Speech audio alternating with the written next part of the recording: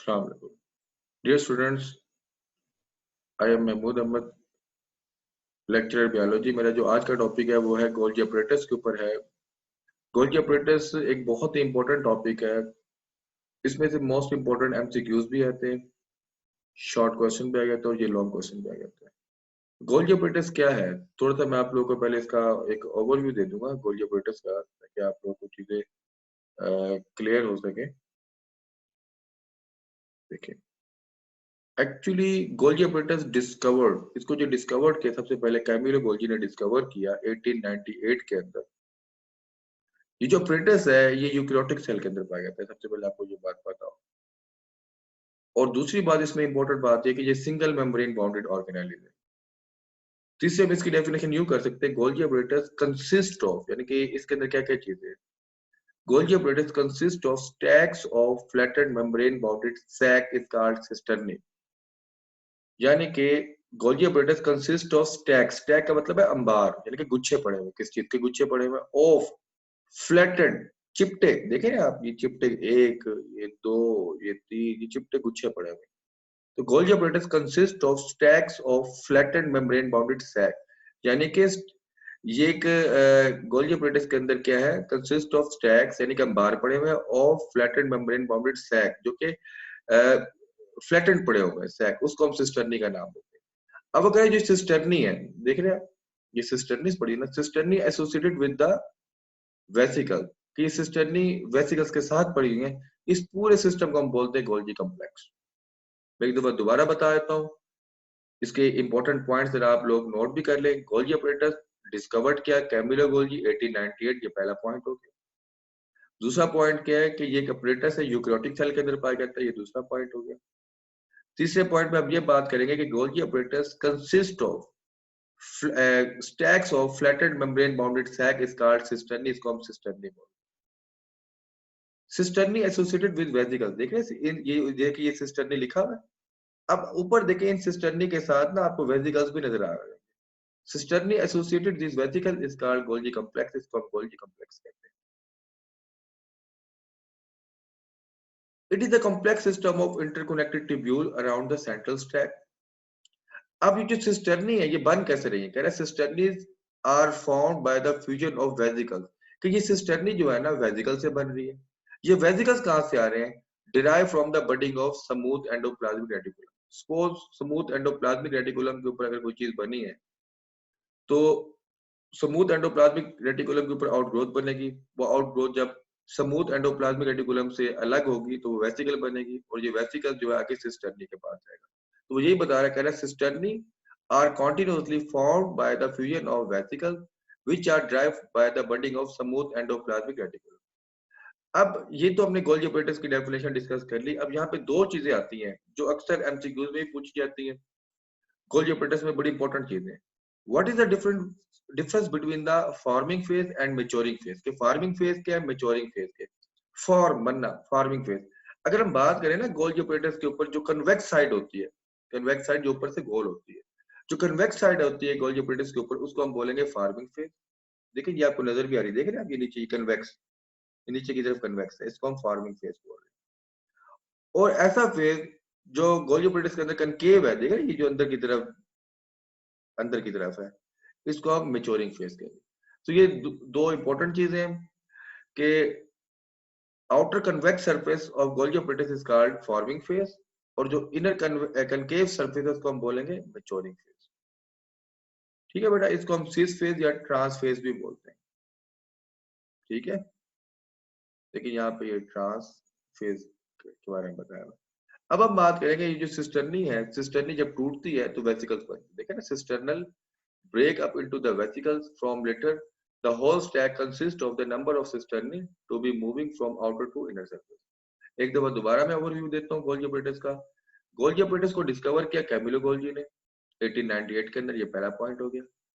Occur into the eukaryotic cell, कि ये apparatus सिर्फ यूकैरियोटिक सेल के अंदर पाया जाता है, ये दूसरा पॉइंट हो गया। सिंगल मेम्ब्रेन बाउंडेड ऑर्गेनेलिज है, ये तीसरा पॉइंट हो गया। चौथे पॉइंट पे आप इसकी डेफिनेशन दे सकते हैं, Golgi apparatus consists of stack of flattened membrane bounded sac is called cisternae, ये cisternae की डेफिनेशन होगी। अब वो कहता है सिस्टर्नी एसोसिएटेड विद वेसिकल। अब सिस्टर्नी के साथ जो वेसिकल्स हैं वो क्या कहलाता है, गोल्जी कॉम्प्लेक्स कहलाता है। अब गोल्जी कॉम्प्लेक्स क्या है, it is a system of interconnected tubule, कि ये इंटरकनेक्टेड ट्यूब्यूल्स है which is formed, अब ये कैसे बना देखिए ना, it is the Golgi complex, it is the system of interconnected tubule around the central strap. The cisternae कैसे बनी, formed by the fusion of vesicles। ये वेसिकल्स कहाँ से है, by the bunding of smooth endoplasmic reticulum, कि ये smooth endoplasmic reticulum से है। तो आउटर साइड जो है, जो कि कन्वेक्स साइड होती है, ये देखिए ना ऊपर की जो साइड होती है गोल, ये ऊपर देखिए आप, ये कन्वेक्स साइड होती है जिसको हम फॉर्मिंग फेज कहते हैं। जो अंदर की तरफ होती है, जो अंदर की तरफ साइड होती है उसको हम कनकेव साइड कहते हैं, उसको हम मैच्योरिंग फेज कहते हैं। ये था स्ट्रक्चर गोल्जी ऑपरेटर्स का, जो हमने डायग्राम से भी आपको मेंशन किया। अब हम बात करेंगे कि गोल्जी ऑपरेटर्स का फंक्शन क्या है। ये एक एमसीक्यूज बनता है, गोल्जी ऑपरेटर्स का जो फंक्शन है, Golgi apparatus concerned with the cell secretion, कि कोई भी चीज जो सेल से बाहर जाती है वो गोल्जी ऑपरेटर से गुजर के जाती है। इसका मतलब अगर कोई चीज सेल से बाहर जाएगी तो वो सिक्रीशन हुई। अब बात ये पैदा होती है कि ये सिक्रीशन बनती कैसे है। देखिए कोई भी सिक्रीशन या कोई भी प्रोडक्ट सेल के अंदर बनेगा, राइबोसोम के ऊपर बन सकता है, उसके बाद बनने के बाद वो एंडोप्लाज्मिक रेटिकुलम और गोल्गी ऑपरेटर से होता हुआ सेल से बाहर जाएगा। मैं सिंपल सी बात करता हूँ कि अगर हम बात करें rough endoplasmic reticulum, rough endoplasmic reticulum के ऊपर कोई एंजाइम बना, वो एंजाइम रफ एंडोप्लाज्मिक रेटिकुलम से निकल कर कहाँ पे जाएगा, गोल्गी ऑपरेटर्स के पास। गोल्गी ऑपरेटर्स उस एंजाइम को मॉडिफाई करेगा, उसके गिद मेम्ब्रेन बनाएगा, सपोज उसको लाइसोसोम बना दिया। अब वो एंजाइम गोल्गी ऑपरेटर से आगे ट्रांसफर होगा सेल के अंदर या सेल के बाहर। तो कोई भी गोल्गी ऑपरेटर्स का ताल्लुक किसके साथ है, सेल सीक्रेशंस के साथ है। आप कह सकते हैं Golgi complex concerned with the cell secretion, लेकिन सीक्रेशन ऐसी प्रोडक्ट है जो सेल के अंदर बनती है। बनने के बाद जब ये प्रोडक्ट सेल से बाहर निकलनी होती है तो ये एंडोप्लाज्मिक रेटिकुलम और गोल्गी ऑपरेटर से गुजर कर निकलती है। लेकिन ये सीक्रेशन ऐसे नहीं निकलेगी, ये सीक्रेशन पहले सेल के अंदर बनेगी, फिर ये फिनिश्ड फॉर्म के अंदर पैक्ड होंगी।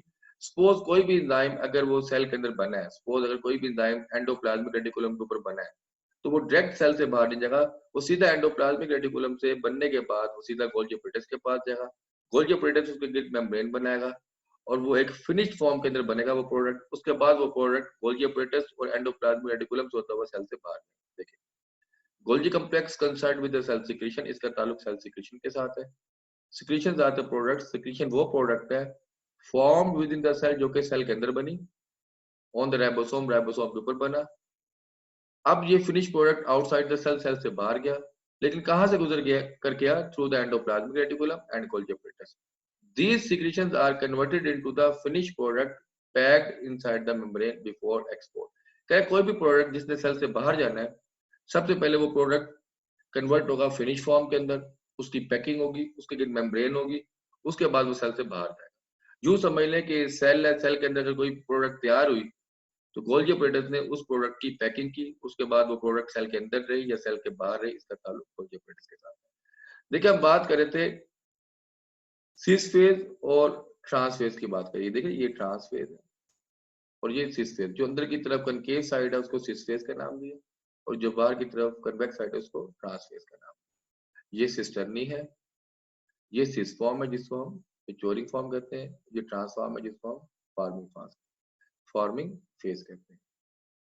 अब इसमें हम एक और एग्जांपल भी दे सकते हैं कि गोल्गी ऑपरेटर्स का क्या काम है। सपोज अगर हम मैमल की बात करें, मैमल के अंदर जो पैंक्रियाज है, पैंक्रियाज ग्रेन्यूल्स बनाता है, उन ग्रेन्यूल्स के अंदर एंजाइम होते हैं जो कि डाइजेशन में काम करते हैं।